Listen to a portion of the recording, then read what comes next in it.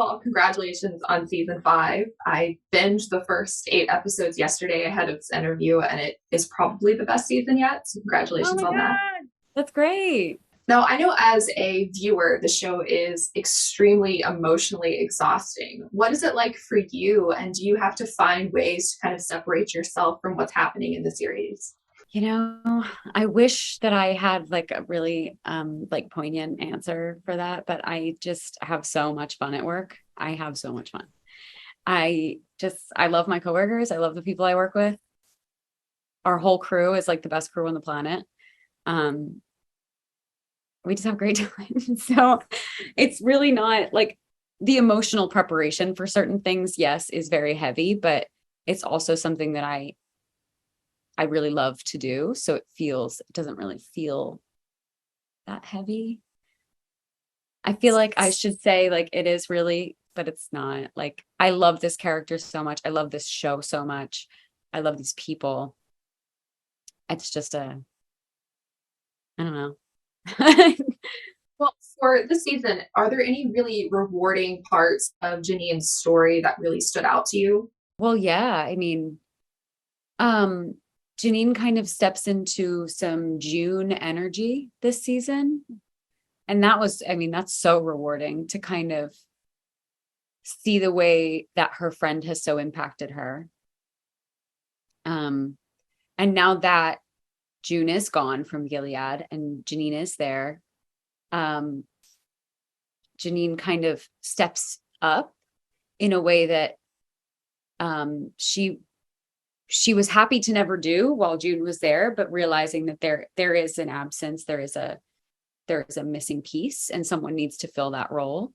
Um, I don't think you can get through Gilead at all without a June.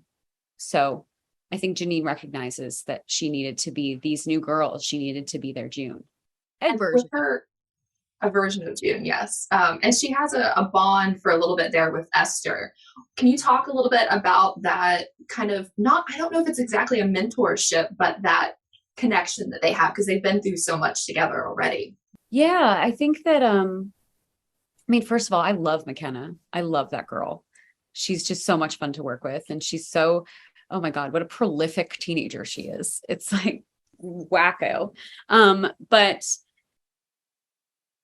yeah, I mean, I think part of it is the fact that like Janine, I think is it's necessary for her to mentor, um, kind of in the way and to guide in the way that she was guided by June. But I also think that she recognizes that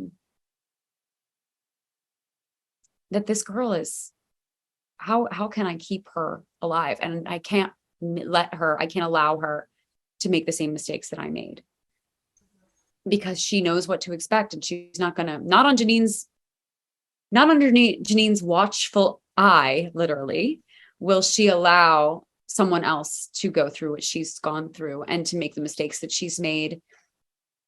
Um, and one of them being Warren. Um, I think that she's been through so much and she can't watch it happen to someone else.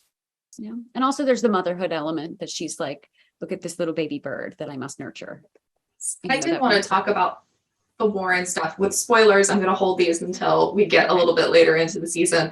But what happens with Warren is a just dessert for Janine as much as it is for Esther. So, what is going through Janine's head when she sees that there are consequences to the actions of the men in Gilead? I think that that makes her I don't know. I feel like there's a little bit of power for her there in knowing that just in that feeling of like, well, at least they're not getting totally away with it. At least they're not totally getting away with it. Um, I think it's such mixed emotions. I think that Janine truly did love Warren and feel like they had a special connection. Um, and she really believed what he was telling her. And I think that it's very complicated feelings around that. Like when we we're all looking at him at the wall, it was just like, I'm not sure. Excuse me. I'm not sure what I'm meant to feel right now. For Janine, I think it's just like, yeah. But to see a consequence of their actions is very powerful for her, I think. Esther accuses her of kind of using her to see her child at, the Putnam's place. How does that resonate with Janine? Did she consciously choose to kind of maneuver herself in so she does get to see her daughter again, or is it more of just like it just happened that way? I think that Janine is always conjuring a plan to go and see her daughter. I think it's just like built into her. So I don't think that she sees it as manipulation or as in like using Esther. I think that she's just like, it's always at the forefront of her mind. Can I see my daughter? Will I be able to see my daughter? And so everything else is kind of secondary. But I think that she also, in a very real way, she knows this household. She knows this man. She knows this wife. She knows, I think, that at the very least, it is a safe-ish household. Like it's a good, I mean, they're incredibly wealthy, like the silver lining things of like, well, yeah, you get raped monthly, but you have a really nice room, like the little things that only Janine would be like, but yeah, like the silver lining things that of course, but if that's how you survive, because that's how she's survived, is finding something good to hold on to. And then a fun question off of that kind of grim reminder of this world that they're living in. When I like do character work, I always come up with songs and playlists and stuff like that. So I'm so curious if like Janine has an anthem or something you listen to get into her headspace before going on set. Let me look at my Spotify playlist. I knew you would have one. I really do. I do that for like every character I play usually has kind of like I don't know how else to describe, like a trigger song. For Janine, it is All I Have to Do Is Dream by the Everly Brothers. That's one of her. That's one.